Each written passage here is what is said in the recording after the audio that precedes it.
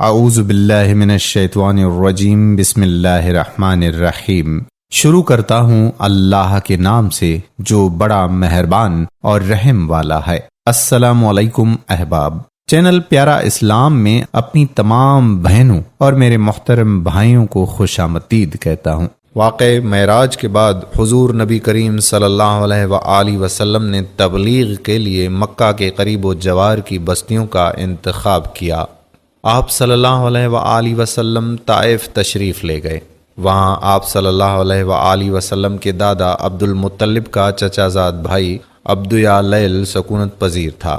جب اس کو پتہ چلا کہ حضور کریم صلی اللہ علیہ وآلہ وسلم اس سے ملاقات کرنا چاہتے ہیں تو اس نے ملنے سے انکار کر دیا۔ سیدنا علیہ الصلوۃ والسلام نے طائف کے سرداروں سے ملاقات کی اور انہیں حق و صداقت کا پیغام دیا، لیکن انہوں نے حق و صداقت کا پیغام قبول کرنے سے انکار کر دیا اور آپ صلی اللہ علیہ وآلہ وسلم کے پیچھے وہاں کے اوباش لڑکوں کو لگا دیا جو آپ صلی اللہ علیہ وآلہ وسلم پر آوازیں کستے، تالیاں پیٹتے اور گالیاں دیتے تھے۔ انہوں نے اتنے پتھر مارے کہ آپ صلی اللہ علیہ وآلہ وسلم کی نالین مبارک خون سے بھر گئی۔ جبرائیل امین حاضر ہوئے اور کہا کہ اگر آپ صلی اللہ علیہ وآلہ وسلم اجازت دیں تو بستی والوں پر پہاڑ الٹ دیے جائیں۔ رحمت للعالمین نے فرمایا کہ میں مخلوق کے لیے زحمت نہیں رحمت بنا کر بھیجا گیا ہوں۔ میں امید کرتا ہوں کہ اللہ تعالیٰ ان کی نسلوں سے ایسے بندے پیدا فرمائے گا جو صرف ایک اللہ کی عبادت کریں گے۔ زخموں سے چور آپ صلی اللہ علیہ وآلہ وسلم نے ایک باغ میں پناہ لی۔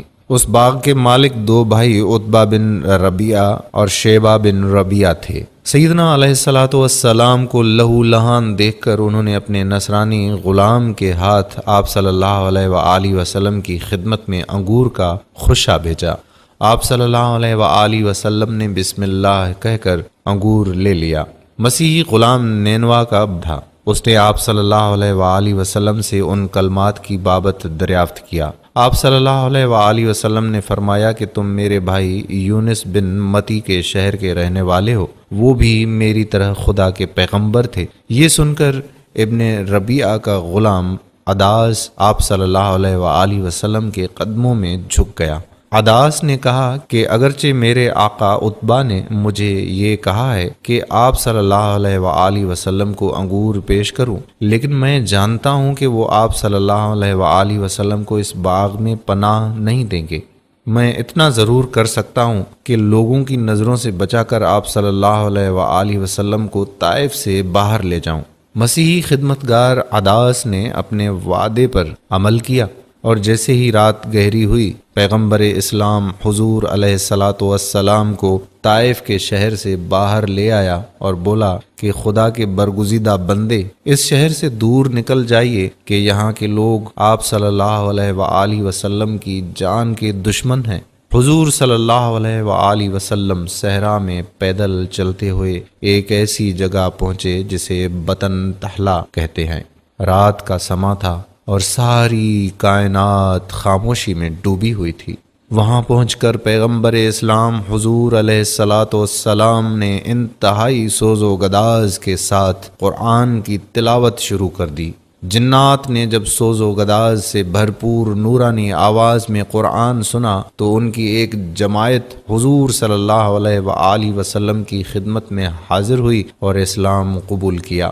قرآن پاک کی 40ویں سورہ میں ارشاد ہے جس کا ترجمہ ہے، اور وہ وقت آن پہنچا جب ہم نے جنوں کی ایک جماعت کو تمہاری جانب بھیجا تاکہ وہ قرآنی آیات کو سنیں، اور جب وہ حاضر ہو گئے تو انہوں نے ایک دوسرے سے کہا کہ خاموش ہو کر سنو۔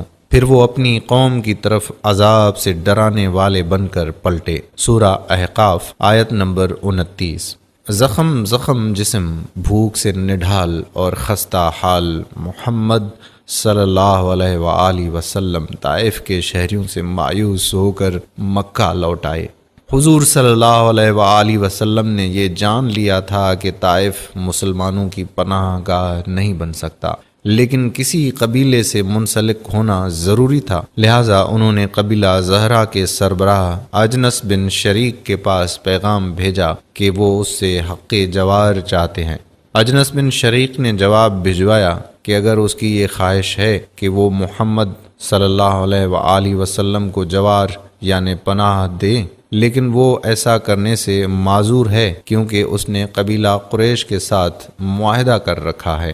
حضور صلی اللہ علیہ وآلہ وسلم نے سہیل بن عمرو کو پیغام بھجوایا اور اس سے کہا کہ وہ انہیں اپنے قبیلے میں جگہ دے۔ سہیل بن عمرو قبیلہ قریش سے دور پرے کا تعلق رکھتا تھا، لہٰذا اس نے بھی حضور صلی اللہ علیہ وآلہ وسلم کو پناہ دینے سے انکار کر دیا۔ مطعم بن عدی نے سیدنا علیہ السلام کے پیغام کا مثبت جواب دیا اور اپنی قوم کو جمع کر کے ہتھیار باندھے۔ حضور علیہ السلام مکہ میں داخل ہوئے اور مسجد الحرام میں حاضر ہو کر طواف کیا۔ مطعم بن عدی اپنی سواری پر سوار تھا۔ اس نے اعلان کیا کہ قریش کے لوگوں، میں نے محمد صلی اللہ علیہ وآلہ وسلم کو پناہ دے دی ہے۔ معتم بن عدی اور اس کے لڑکوں نے حضور صلی اللہ علیہ وآلہ وسلم کے گرد حلقہ بنا رکھا تھا۔ کعبہ میں حاضری کے بعد آپ صلی اللہ علیہ وآلہ وسلم اپنے گھر تشریف لے گئے۔ خواتین و حضرات، حضور نبی کریم صلی اللہ علیہ وآلہ وسلم نے ہم امت کے لیے کتنی پریشانیاں جھیلیں، ذرا ان کو سمجھنے کی کوشش کیجیے۔ ہم اتنے عیش و آرائش کے بعد بھی حضور کریم صلی اللہ علیہ وآلہ وسلم کے بتائے ہوئے راستوں پر چلنے کی کوشش تک نہیں کرتے۔ اللہ پاک ہم تمام مسلمانان امت کو حضور نبی کریم صلی اللہ علیہ وآلہ وسلم کی سنتوں کو اپنانے کی توفیق عطا فرمائے اور صراط مستقیم پر چلنے کی توفیق عطا فرمائے۔ آمین ثم آمین یا رب العالمین۔